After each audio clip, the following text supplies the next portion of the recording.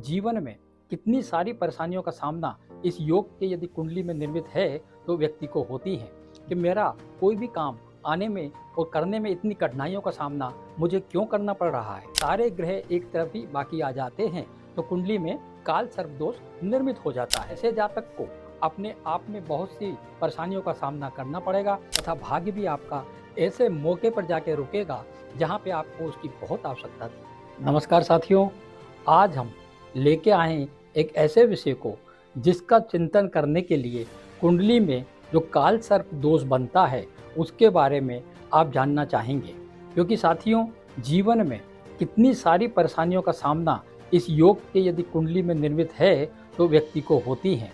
जातक को ये भी नहीं पता होता कि मेरा कोई भी काम आने में और करने में इतनी कठिनाइयों का सामना मुझे क्यों करना पड़ रहा है।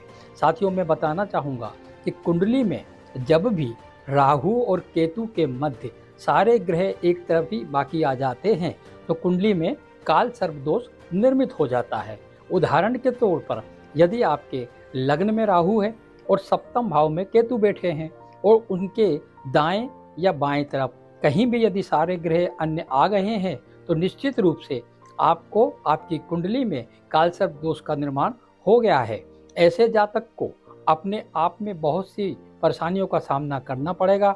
साथ ही सप्तम भाव में केतु के कारण जो काल सर्प दोष निर्मित हुआ है उसके कारण विवाह में तथा पत्नी तथा पार्टनरशिप में हानि का सामना जीवन पर्यंत करना पड़ता है। साथियों, इसमें महत्वपूर्ण बात यह है कि काल सर्प दोष कुंडली में जिस भाव में बैठता है उसी भाव के दोनों भावों को वो प्रभावित करता है जीवन के अंदर।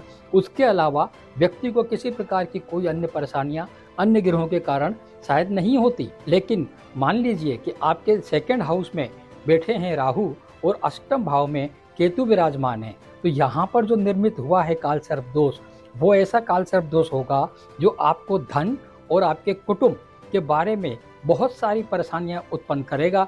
साथ ही मानसिक तनाव, मुकदमेबाजी, कोर्ट कचहरी और अन्य प्रकार के अन्य आपको अपयश प्रदान करने का प्रयास करेगा।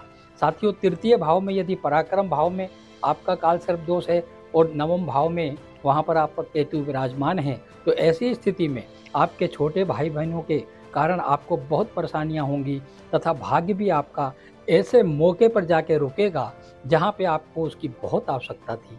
इसी प्रकार से चतुर्थ भाव हमारा जब होता है तो चतुर्थ भाव में हमारा सुख का कारक है, वहाँ यदि राहु विराजमान है तो दसम भाव में केतु होने के कारण जो ऊपर काल सर्प दोष बना उसमें माता पिता को कष्ट, व्यापार और नौकरी में हमें बहुत परेशानियों का सामना करना पड़ेगा। साथ ही हम उसमें हमारी जो इनकम है उसको लेने के लिए कई बार हमें बहुत ही संघर्ष करना पड़ेगा।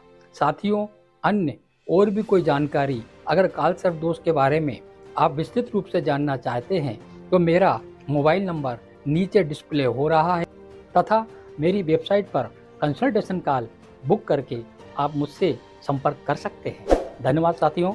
जय श्री सीताराम।